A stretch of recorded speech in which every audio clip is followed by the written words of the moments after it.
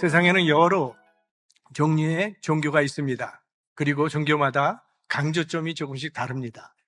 이슬람교는 알라께 대한 복종 그리고 선행을 강조합니다. 불교는 수행이나 깨달음을 통해 해탈에 이르는 길을 가르칩니다. 유대교는 율법을 지키는 삶을 강조합니다. 근데 우리 기독교는 믿음을 강조합니다. 아마 기독교처럼 믿음을 많이 강조하는 종교는 없을 것입니다. 우리 기독교의 중심이신 예수 그리스도께서 믿음을 강조하셨기 때문입니다. 성경에 보면 중풍병자 한 사람을 친구들이 들것에 메고 치료해달라고 예수님을 찾아왔을 때 예수님께서는 그 친구들의 믿음을 보시고 이 중풍병자를 고쳐주셨습니다. 또 한 가나안 여인이 딸이 귀신에 들렸다고 주님께 간청을 하면서 고쳐달라고 했을 때 예수님께서는 여인아 내 믿음이 크도다 하시면서 고쳐주셨습니다. 한 혈류병 걸린 여인이 몰래 예수님 뒤로 와서 예수님의 옷자락을 만졌더니 치료를 받게 됐을 때 예수님께서는 그 여인을 향하여 네 믿음이 너를 구원하였다 선언하셨습니다. 자, 이 사건들은 다 하나님의 능력이 믿음과 함께 역사하는 것을 보여주고 있습니다. 그러므로 우리가 하나님의 일을 감당하기 위해 꼭 필요한 것이 있다면 믿음입니다. 하나님께서 우리에게 바라시고 원하시는 믿음이 있습니다. 첫째, 하나님께는 모든 것이 가능하다는 믿음입니다. 야이로라고 하는 회당장이 딸이 거의 죽게 되었기 때문에 예수님을 찾아와서 고쳐달라고 간청을 했고 예수님께서는 그의 간청을 들으시고 이제 야이로의 집을 향해 가고 있던 도중에 그 딸이 죽었다고 하는 소식을 듣게 됐습니다. 자, 이렇게 됐으니 이제 야이로는 어떻게 해야 되겠습니까? 계속 예수님을 모시고 가야 할까요? 아니면 이제는 그만두어야 할까요? 아마 그런 고민이 있었을지도 모르겠습니다. 그 순간에 예수님께서 말씀을 하시죠. 두려워 말고 믿기만 하라. 그리하면 딸이 구원을 얻으리라. 하나님께는 모든 것이 가능하다는 그런 말씀을 하십니다. 이 말씀대로 예수님께서는 죽었던 야이로의 딸을 살려내셨습니다. 그러니까 믿음은 전능하신 하나님을 신뢰하는 것입니다. 하나님께는 불가능이 없으니까. 홍해를 가르시고 광야에서 만나를 내리시고 바다를 잠잠케 하시고 죽은 자도 살리시는 전능하신 하나님입니다. 우리는 하나님의 일을 하고자 할 때 능력이 필요하다고 생각하는 경우가 있지만 사실 우리에게 정말 필요한 것은 믿음이죠. 하나님께는 모든 것이 가능하다는 믿음을 가지시기 바랍니다. 두 번째는 하나님께서 나와 함께 하시면 모든 일을 감당할 수 있다는 믿음입니다. 물론 나는 연약하지만 늘 흔들리는 사람이지만 하나님께서 나를 구원하셨을 뿐만이 아니라 세상 끝까지 내가 너와 함께 하실 것을 약속하셨습니다. 그러니까 하나님께서 함께 하신다면 어떤 일도 감당할 수 있는 거죠. 그래서 사도 바울이 뭐라고 합니까? 내게 능력 주시는 자 안에서 내가 모든 것을 할 수 있느니라. 그런데 이 말씀은요, 흔히 사람들이 말하는 나는 할 수 있다라고 하는 무슨 긍정적인 사고방식이나 긍정의 힘을 의미하는 것은 아닙니다. 그것은 바울 선생께서 이 말씀을 하기 바로 직전에 무슨 말씀을 하셨는지를 살펴보면 알 수가 있습니다. 빌립보서 4장 12절 말씀을 보면 바울이 이런 이야기를 합니다. 내가 비천에 처할 줄도 알고 풍부에 처할 줄도 알아. 모든 일에 배부르며 배고픔과 풍부와 궁핍에도 일체의 비결을 배웠노라. 이 말씀을 하시고 바로 이어서 하시는 말씀이 내게 능력 주시는 자 안에서 내가 모든 것을 할 수 있느니라. 즉 하나님께서 나와 함께 하시기에 그런 모든 상황을 감당할 수 있었다는 믿음의 고백입니다. 그러니까 우리들도 하나님이 함께 하시면 어떤 삶의 무거운 짐도 또 사명의 자리도 감당할 수 있다는 믿음을 가져야 합니다. 그리고 세 번째로 나를 통해 드러나는 능력은 나 자신의 힘이나 경건에서 나오는 것이 아니라 하나님께로부터 온다는 믿음입니다. 우리가 사도행전에서 몇 번 살펴봤는데 우리 사도 베드로께서 성전 미문 앞에서 구걸하던 안진뱅이를 일으키는 기적을 베풀었을 때 모든 사람들이 베드로를 우러러보며 쳐다보았다고 했습니다. 야, 이거 대단한 사람이구나, 베드로라고 하는 사람 하고 감탄할 때 베드로가 유명한 말을 하죠. 이스라엘 사람들아, 이 일을 왜 기이 여기느냐? 우리 개인의 권능과 견건으로 이 사람을 걷게 한 것처럼 왜 우리를 주목하느냐? 이거는 하나님께서 하신 일입니다. 하나님의 능력으로 된 일인데 왜 나를 쳐다보십니까? 그러니까 자신의 능력과 경건으로 일어난 것이 아니라는 그런 말이죠. 진실하고 겸손한 말입니다. 간혹 신유의 의사가 있다고 하는 사람들이 돈을 요구하는 경우가 있답니다. 안수기도 받으려면 얼마라고 아예 가격을 제시한답니다. 왜 그럴까요? 자기가 병을 낫게 하는 줄로 생각하기 때문이겠죠. 예수님께서 이런 말씀을 하셨습니다. 어떤 이들이 주님께 와서 주여, 주의 이름으로 우리가 귀신을 쫓아내고 주의 이름으로 많은 권능을 행하지 아니하였사옵나이까? 이게 무슨 말이겠어요? 저희가 주의 이름으로 이런 많은 권능을 행했으니 천국 문을 열어줘야 되는 거 아닙니까? 라는 그런 뜻이겠죠. 그런데 예수님께서는 나는 도무지 너희를 모르겠다고 말씀하셨습니다. 여기에 예수님께서 한마디를 더 하셨다면 나의 이름으로 고쳤다면 내가 고친 것인데 왜 너희들이 고친 것처럼 말하느냐라는 것일 겁니다. 오래전 일인데요. 한국에서 어떤 목사님이 교회를 개척했습니다.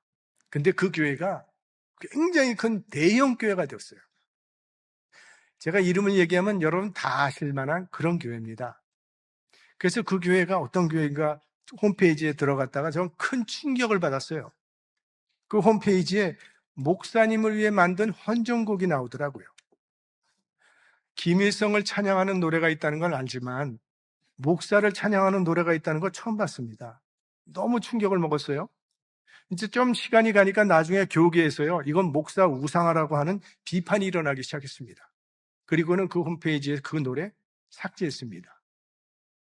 교회가 뭐 많이 성장할 수도 있고 또 교인들에게 존경을 받을 때에 자신이 교회의 주인인 것처럼 말하고 행동하는 것, 이건 교만이고 이거야말로 명예욕입니다. 하나님의 사람은, 참된 신앙인은 하나님의 영광을 가로채지 않습니다.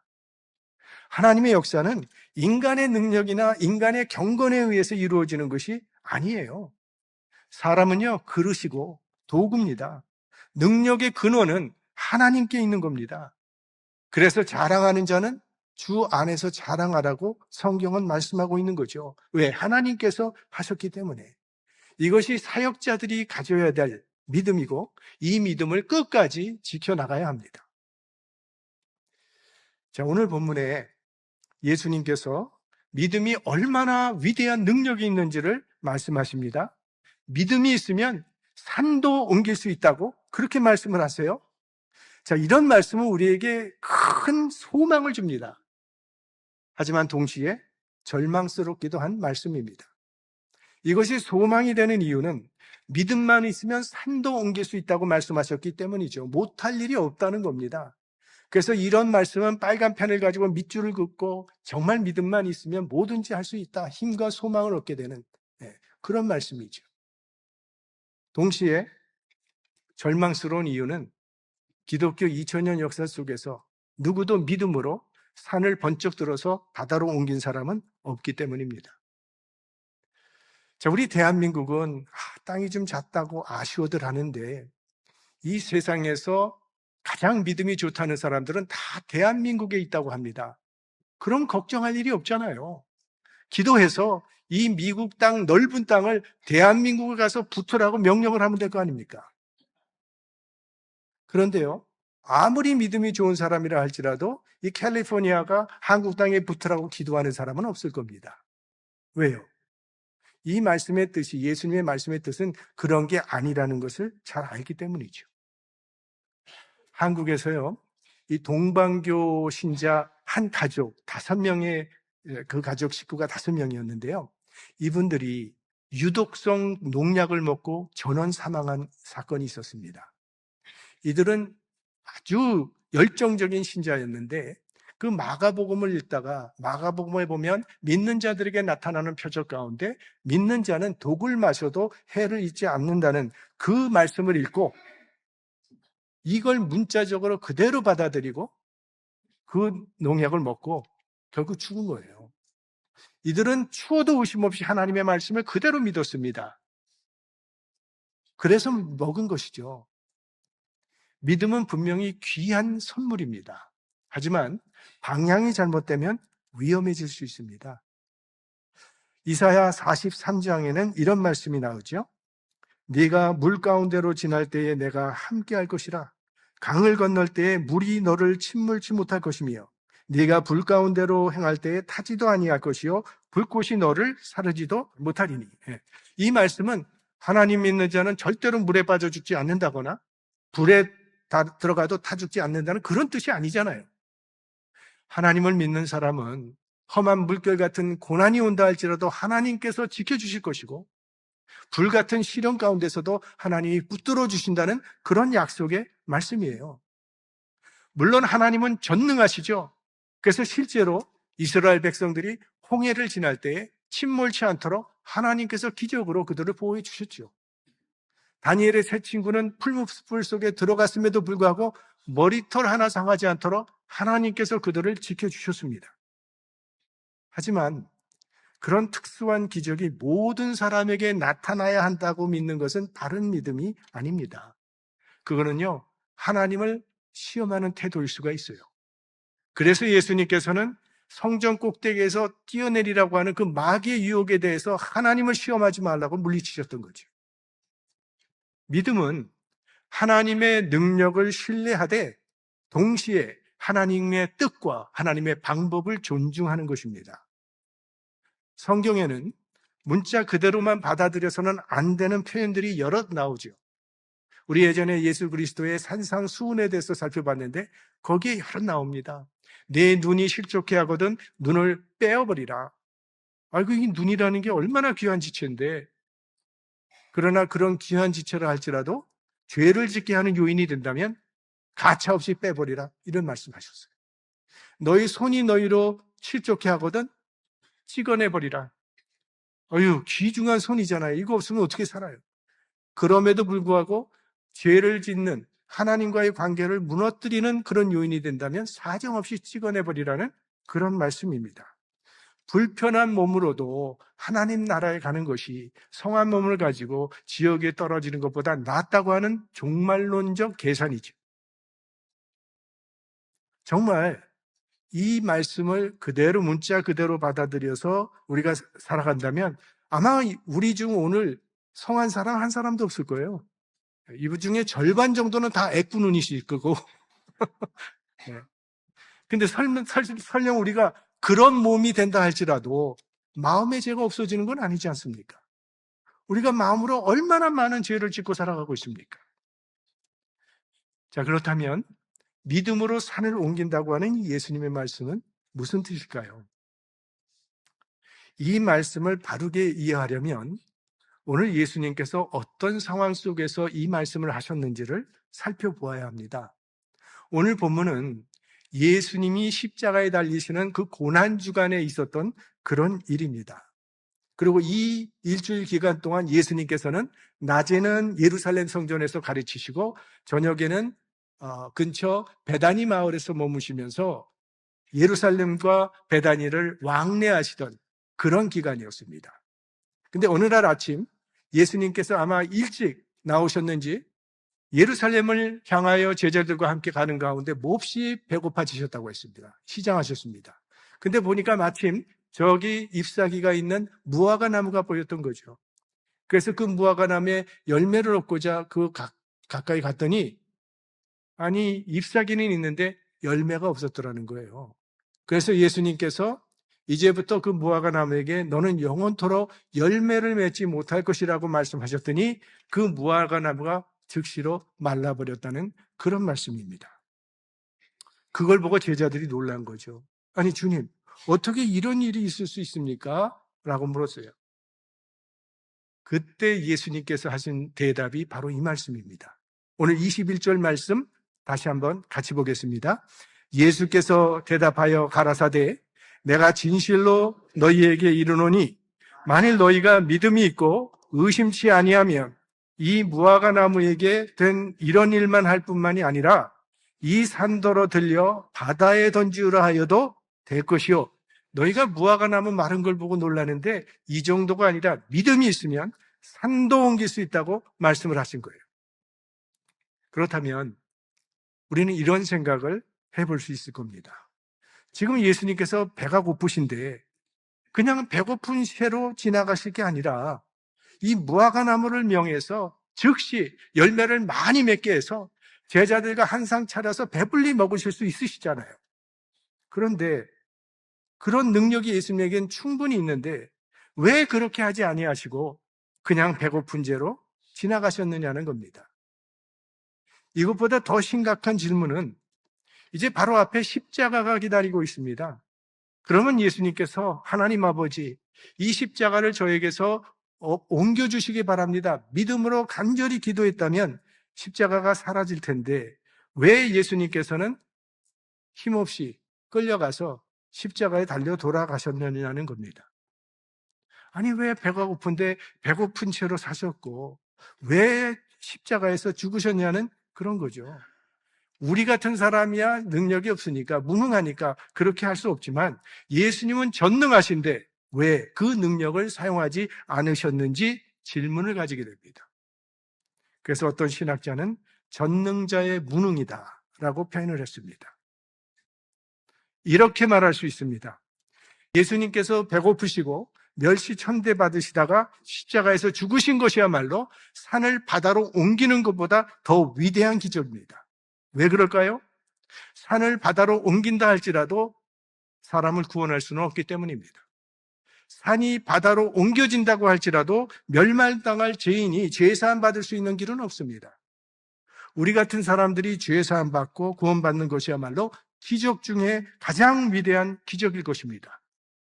그런 생명의 기적이 어떻게 이루어졌습니까? 예수님께서 무능한 자가 되어서 묵묵히 십자가의 길을 가셨기 때문에 우리가 구원받게 된 거지요. 인간의 눈에 가장 무능해 보이고 그 순간이 가장 연약해 보이는 그 순간이야말로 가장 위대한 능력이 나타난 순간이었습니다. 믿음의 역설이고 성경에 흐르고 있는 복음의 능력입니다. 우리 믿음의 선배들은 이런 예수 그리스도의 삶을 본받는 삶을 살았죠.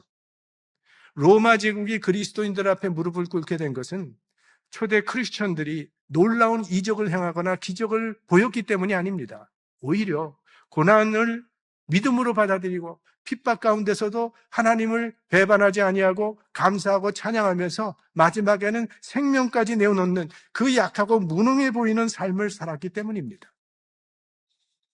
믿음은 놀라운 역사를 일으키기도 합니다. 그러나 때로 믿음은 오래 참고 기다리는 모습으로 나타납니다.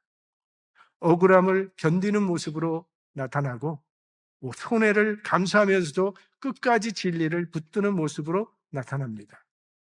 그래서 참 답답해 보이기도 하고 무능해 보이기도 합니다. 하지만 믿음의 선배들은 바로 그런 길을 걸으면서 예수님을 닮아갔고 그런 삶 가운데 복음의 능력을 이 세상 가운데 드러냈습니다. 그러므로 겉으로 드러나는 모습만 보고 판단해서는 안 됩니다. 오히려 성경은요, 묵묵히 십자가를 감당하는 것이야말로 진정한 능력이라고 말을 합니다. 하나님은 전능하신 분이기 때문에 원하시면 산도 옮길 수 있다고 믿습니다. 성지순례를 갔다가 그 이집트의 모카탄 동굴교회라는 곳을 방문한 적이 있습니다. 이거는 돌산을 깎아서 만든 동굴교회예요. 거기서 안내자로부터 이러한 이야기를 들었습니다. 그건 돌산으로 둘러싸여 있는 것인데 900년, AD 900년경에 이슬람 군사들이 그 지역을 점령해 버렸습니다. 그리고 그 지역의 주교를 찾아가서 주교를 불러다가 협박을 했는데 뭐라고 협박을 했느냐 하면 너희가 믿는 성경에는 믿음만 있으면 산을 옮길 수 있다고 했으니까 여기 있는 이 산을 옮겨 놓아라. 너희들 믿음으로. 그렇게 하면 살려줄 테지만 그렇게 못하면 너희들 다 죽여버릴 것이다. 일주일을 시간을 줬다는 겁니다. 그래서 죽음 앞에선 그리스도인들이 금식을 선포하고 모두 하심에서 간절하게 하나님께 부르짖었습니다. 일주일이 되던 날 이슬람교 군사들이 칼을 들고 이제 그리스도인들을 죽이려고 가까이 다가오고 있던 그 가운데 갑자기 큰 소리가 나면서 땅이 진동을 하더니 그 산이 마치 사람이 걷는 것처럼 뚜벅뚜벅 움직였다는 거예요. 그래서 그리스도인의 신앙이 인정을 받았고 죽음을 면하고 구원을 받게 되었다고 합니다. 자, 이 이야기는 이집트 정교의 전승입니다. 믿음의 기도는 능력이 있다는 것을 보여주는 것이죠. 하지만 믿음으로 기도할 때마다 이렇게 산이 움직이고 땅이 움직이는 일이 일어난다면, 미국 땅이 한국에 붙는 일이 일어난다면 이 세상은 아수라장이 될 것입니다. 우리는 하나님께서 세우신 창조 질서를 바꿔달라고 기도할 것이 아니라 움직일 수 있는 산을 움직이는 그런 기도를 드려야 합니다. 믿음은 움직이지 않는 산을 움직이는 것이 아니라 움직일 수 있는 산을 움직이는 거예요. 어떤 교인이 교회에서 너무 멀어서 난 신앙생활하기가 너무 힘들다고 하면서 매일 기도합니다. 하나님 교회를 우리 집 앞으로 옮겨달라고 기도를 해요. 정말 그것을 원한다면 자신이 교회 옆으로 이사를 가는 것이 바른 믿음이죠. 요셉은 형들에게 노예로 팔렸고 억울하게 감옥에 들어갔습니다. 감옥이라고 하는 이 산은 움직이질 않았습니다. 하지만 요셉은 원망하거나 분노하지 아니하고 이 속에도 하나님의 섭리가 있거니 믿고 성실하게 살았습니다. 그러더니 마지막에 형들 앞에서 나를 이곳에 보낸 자는 당신들이 아니라 하나님이라고 고백을 하죠. 요셉은 움직일 수 있는 자신의 마음을 움직였던 겁니다. 사도 바울은 몸에 있는 가시를 없애달라고 간절히 하나님께 기도를 했습니다. 그러나 가시라고 하는 이 산은 움직이지 않았습니다. 그러자 바울은 움직이는 산을 움직이기 시작했습니다.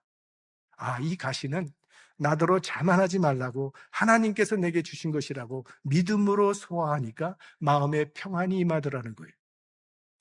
자신의 마음을 움직인 것입니다. 이것이 산을 움직이는 믿음이 아닐까요? 요셉과 사도 바울은 모두 바꿀 수 없는 상황 속에서 자신의 마음을 움직였습니다. 우리는 자신은 꼼짝도 움직이지 않고 환경과 상황이 바뀌기만을 기대하고 있지는 않습니까? 믿음은 마음의 산을 움직이는 능력입니다. 움직일 수 없는 산을 움직이려고 하니까 갈등이 생기는 것이지, 움직일 수 있는 마음의 산을 움직인다면 하나님의 평안이 임하게 될 것입니다. 대부분의 이단의 교주들은요, 영웅주의적인 믿음을 강조하다가 그렇게 된 것이고, 또 이단에 빠지는 교인 신도들은 어떤 신비한 체험이나 특별한 신앙을 추구하다가 미혹되는 경우가 참 많습니다. 난 못하는 거 나는 할 수 있고, 나는 하나님의 특별 계시를 받은 사람이다. 아주 믿음으로 놀라운 역사를 일으켰다고 자랑하는 사람들이 많이 있습니다. 그런데 그 사람 주변에는 그 사람 때문에 상처받은 사람들도 많고 인생이 무너진 사람들도 많다는 거예요. 성공의 주교였던 존 로빈슨은 신에게 솔직히 Honest to God 이라고 하는 책을 썼습니다. 이분은 신학생 시절에 깊은 고민에 빠졌습니다. 주변을 보면 동료들은 특별한 은사를 받은 친구도 있고 신비한 체험을 한 사람들도 있고 이렇게 참 보면 하나님으로부터 부름받았다고 하는 그 증거가 확실하게 보이는데 자기는 그런 것이 하나도 없다는 거예요. 그래서 나는 아무래도 이거 신부가 성직자가 되기는 적합지 않은가 보다. 그 문제를 가지고 오랫동안 고민하고 괴로워했습니다. 그러다가 결국은 자기 동료에게 가서 자신의 마음을 솔직하게 털어놨어요. 난 말이야 사실은 때로는 하나님의 존재도 의심이 될 때가 있어. 난 기도했는데도 무슨 응답 같은 거 확실하게 나타나지 않고 어떤 무슨 특별한 체험 같은 것도 없어. 나 아무래도 난 신부가 되면 안 될 것 같아. 그렇게 솔직하게 털어놨더니 놀랍게도 그 동료도 달과 똑같은 고민으로 괴로워하고 있었더라는 겁니다. 그래서 용기를 내서 그때부터 여러 친구들을 만나서 자기의 마음을 솔직하게 열어놓고 이야기를 해봤더니 대부분의 신학생들이 이런 비슷한 영적 고민을 하고 있었습니다. 그때 그는 중요한 사실 하나를 깨닫게 됐습니다. 하나님 앞에서 인간은 누구나 연약하고 흔들리는 존재라는 사실입니다. 이제 그는 더 이상 신비한 체험을 구하기를 그쳤습니다. 그리고 하나님 앞에 연약하고 흔들리는 솔직한 모습 그대로 섰을 때 비로소 자유와 평안이 임하게 되었다는 거예요. 말씀을 맺겠습니다. 믿음은 어떤 문제를 만나더라도 감당할 수 있는 능력이 있습니다. 때로 우리 힘으로는 도저히 움직일 수 없는 사람이 우리를 가로막을 때가 있습니다. 그런 문제에 직면한 분이 계시다면 바뀌지 아니하는 상황 때문에 낙심하지 마시고 하나님의 뜻에 맞추어서 내 마음과 태도를 변화시켜 보시기 바랍니다. 태산처럼 큰 문제가 있다 할지라도 마음을 움직일 수 있는 믿음만 있다면 능히 감당할 수 있을 줄 믿습니다. 여러분 모두 그런 믿음의 사람들이 되시기를 주님의 이름으로 축원합니다. 성령의